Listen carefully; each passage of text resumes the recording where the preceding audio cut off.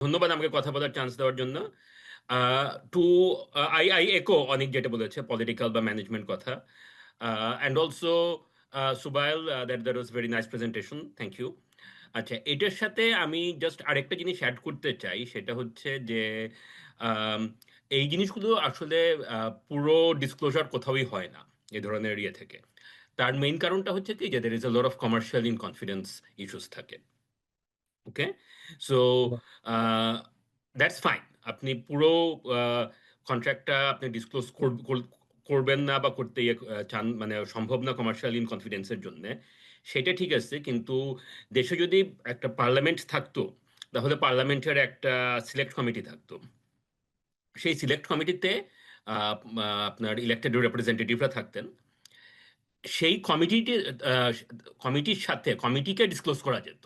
That's the standard practice, যে government has taken an executive decision, they have মানে আপনার contract একটা sign করেছে, সেটা পোর্টে হইতে পারে, এয়ারপোর্টে হইতে পারে, মেট্রো রেলে হইতে পারে, হোয়াট এভার, ঠিক আছে। কিন্তু সেই জিনিসের যে স্ক্রুটিনি হবে সেটা পার্লামেন্টে একটা সিলেক্ট কমিটিতে দেখানো হতো, সেখানে কথাবার্তা হতো।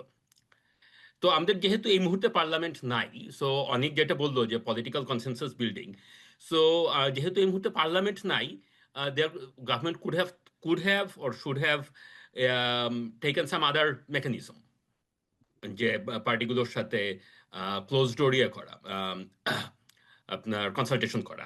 এটা একটা জিনিস।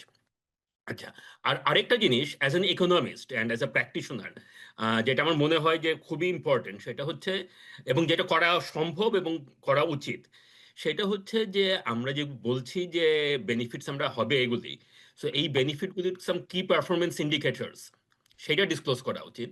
যে আমরা 1 বছর পরে এটা দেখতে পারি, 10 বছর পরে এটা দেখতে পারি, and so on. Okay, that doesn't mean যে এরকম যে এই এই জিনিসগুলি 100% অ্যাকুরেট হবে। No forecast is ever accurate. কিন্তু আপনারা যারা যে কোনো অর্গানাইজেশন রান করেন, যেখানে কাজ করেন বা এক্সিকিউটিভ হিসেবে কাজ করেন, ইউড নো যে আমার যদি পারফরমেন্স ইন্ডিকেটর না থাকে, তাহলে আমি বুঝবো কিভাবে যে আমি যেটা করতেছি আমি ভালো করতেছি না খারাপ করতেছি। ওকে, সো ফ্রম এ মানে আপনার from as a matter of principle, I am all for foreign investment, all for expedited process, all for getting things done. আমাদের পোর্ট এফিসিয়েন্সি ডেফিনেটলি বাড়াতে হবে।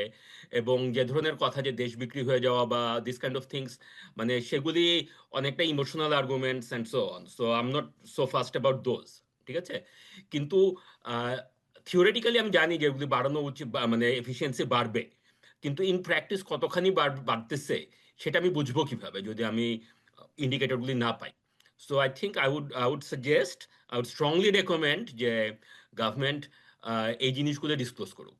যে আমরা এক্সপেক্ট করি যে যারা নতুন ম্যানেজমেন্ট নেবেন, তারা 6 মাস পরে, 1 বছর পরে, 5 বছর পরে এই জিনিসগুলি ডেলিভার করবেন। ধন্যবাদ।